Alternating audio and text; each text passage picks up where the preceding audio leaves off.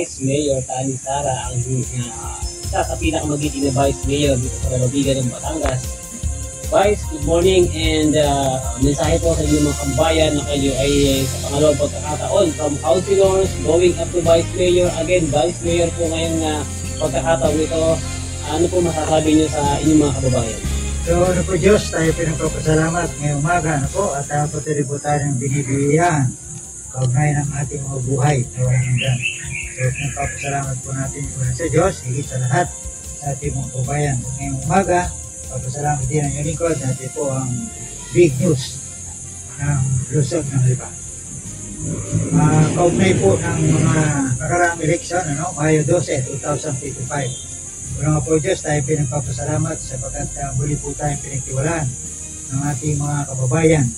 At katunayan po ay buong team ng Service Pamor sa panguna po ng ating minamahal na bayan, Yubi Morpe, na tunay nga pong patuloy na nagsusumikap at pupursige para ang bayan ay lalong bigi. At kami naman po, halintulad ng mga nakaraang taon, ng pamitubayo, first Vice Mayor's term, at ganoon din po ang ating mga kasama sa Sangguniang Bayan ay patuloy po ang ating suporta, pagtulong sa lahat ng programa at proyekto na inilulusad at ilulusad pa ng ating pamalang bayan po Mayor Yubi Morpe.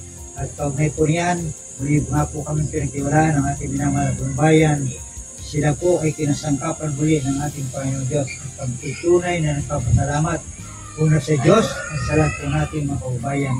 Sapagkat kami po ay muling maglilingkod at ang lingkod bilang Vice Mayor second term ay nagpapasalamat na muli na sa pagtitiwala ay binigay po ng ating mga kababayan. Makasa po ang ating mga kababayan na patuloy po natin gagawin ang makadiyos, makabaya at makatao na paglilingkod sa ating mga kababayan. Maasahan po nila lahat na pong sektor ng ating pulipunan ay bibigyan po nating pagpapalaga at kaukulan na hinahangad po ng ating mga kababayan sa kanilang mga buhay. Pag-angat sa bawat pamilya, pag-angat sa ating bayan. Pag-umangat ang bayan, umulad ang bayan, kasama po ang mamamayan. Kaya kami po yung papasalamat sa lahat-lahat na po. Alintulad ng ginawa po sa Team Service Pamor sa pangano po Mayor Yubi Morpe. At ito po ay sa katunayan, first time in history sa bayan ng Rosario ay ang buong team ay straight vote ang ginawa po ng ating mga bayan. Hindi po sila nagkamali sapagkat lahat po ang kanilang minahalal sa Team Service Pamor ay sadya po ng mga makadiyos at makatao po ang paglilingkod sa ating mga kababayan. Maraming salamat po.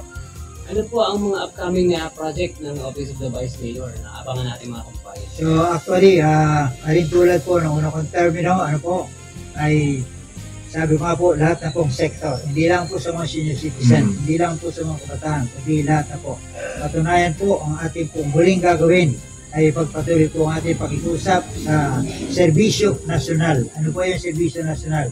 Katulad po ng TESDA, kung saan ang ipulikot ay palagi nakikipag-unayan sa Provincial Director, kay Ma'am Dory Gutierrez, ganun din po sa Regional Director ng TESDA, at ganun din po sa Regional Director po ng LTO, kaugnay po ng theoretical driving course, yun po ang ating TDC, para po sa pangailan po ng ating mga bayan na nais na magkaroon ng lisensya kahit man kay student permit. Ganun din po yung SSS Caravan, PhilHealth Caravan, at ganun din ang Pag-ibig Fund. Yan po yung ginagawa rin po natin dito sa bayan ng Rosario. At yun po atin sa PhilSes, na lagi pong kailangan natin mga bayan magkaroon ng national ID. Ito po yung gagawin na po weekly dito sa ating bayan ng Rosario, every Tuesday po. At yan po doon sa ating lumang old building ng ating munisipyo. Isa sa gawa, at yan po ibababa natin sa ground. Nasa ganun itong ating mga senior citizen na medyo hindi na makakiyat sa itaas, sa second floor, ay doon na lang po ma-accommodate ng ating mga kababayan. So sabi ko nga po, lahat na pong sektor ay gagawin po natin paraan. Subalit yan po hindi natin kayang gawin na mag-isa. Kami po naman sa Team Service Pamor, isa po aming layunin, programa para sa kularan po ng bayan. Ngunit ang ating po mamamayan, kailangan po natin makapagkaisa, tulungan din po kami sapagkat sila po yung ating mga partner.